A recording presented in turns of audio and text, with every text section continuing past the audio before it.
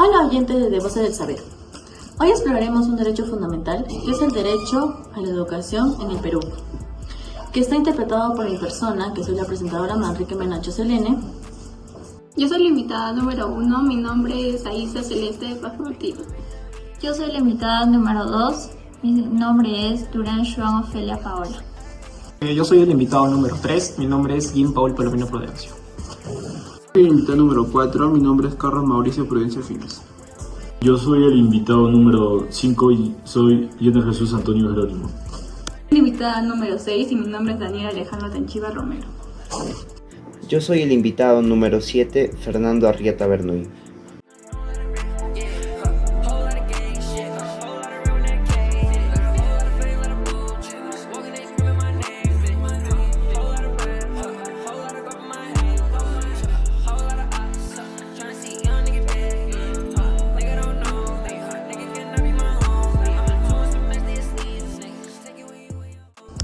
Aunque es reconocido por la Constitución y tratados internacionales, su cumplimiento aún es desigual. En este podcast conversaremos sobre lo que implica este derecho, su situación en nuestro país, los desafíos actuales y lo que podemos hacer para que se cumpla. Verdaderamente, tienen que acompañarnos en este análisis profundo y humano. Empezamos con la primera pregunta, la cual sería: ¿qué es el derecho a la educación en Perú? La educación es un derecho humano esencial porque permite el ejercicio de otros derechos. No solo busca enseñar contenido, sino formar personas libres, críticas y solidarias. En el Perú, este derecho está garantizado por la Constitución y por leyes como la Ley General de Educación. El Estado tiene la obligación de brindar una educación gratuita en la etapa básica y de calidad en todos los niveles. Además, el derecho a la educación debe ser inclusivo y equitativo. Esto significa que todos los niños y niñas y adolescentes, sin importar su condición social, económica o cultural, deben tener acceso a ella.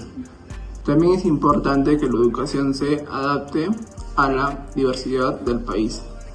En un país multicultural como el Perú, eso implica reconocer la educación intercultural y el derecho a recibir clases en lenguas originarias.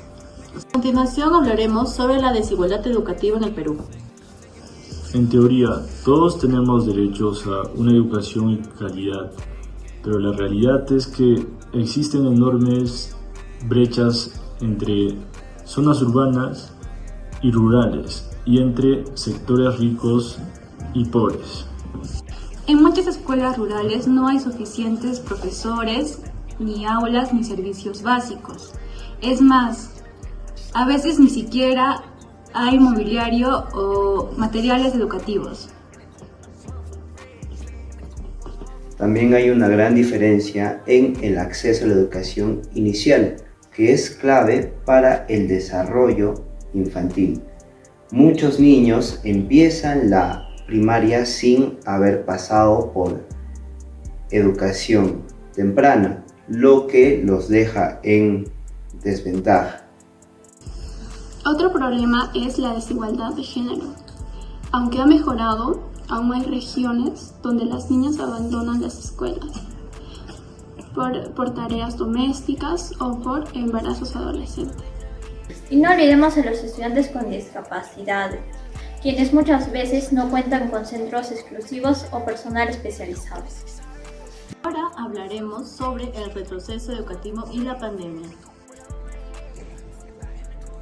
La pandemia por COVID-19 fue un punto de quiebre. Si bien se implementaron soluciones virtuales como Aprendo en Casa, la falta de conectividad dejó a muchos atrás.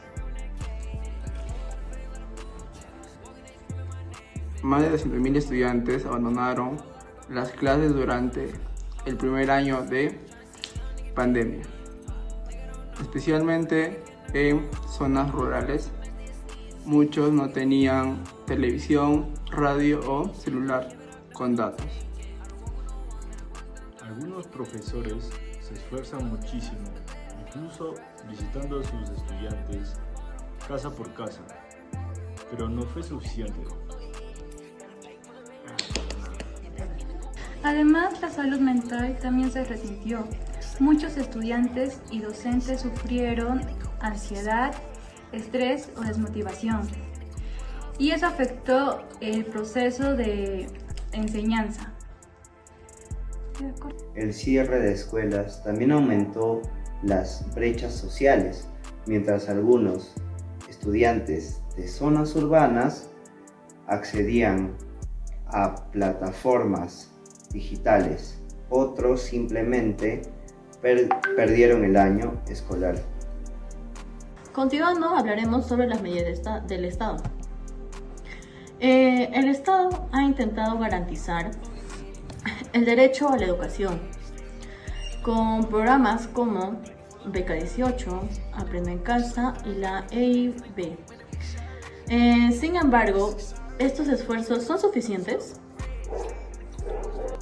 En muchos casos, no. Por ejemplo, los beneficios de becas son pocos en comparación con los jóvenes que las necesitan. Además, muchas veces no se difunden bien o no se llegan a todas las regiones. El problema también es estructural. El presupuesto destinado a educación es bajo y gran parte se va en gastos corrientes, dejando poco para mejoras en infraestructura o formación docente.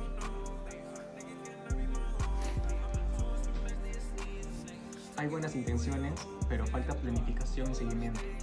Muchas escuelas reciben materiales tarde o en mal estado y otras ni siquiera tienen director. Y cuando se diseñan políticas de Lima, a veces no se considera la realidad de la selva, la sierra o las comunidades indígenas. La educación debe ser descentralizada y contextualizada. Ahora, continuando, darán algunos testimonios locales.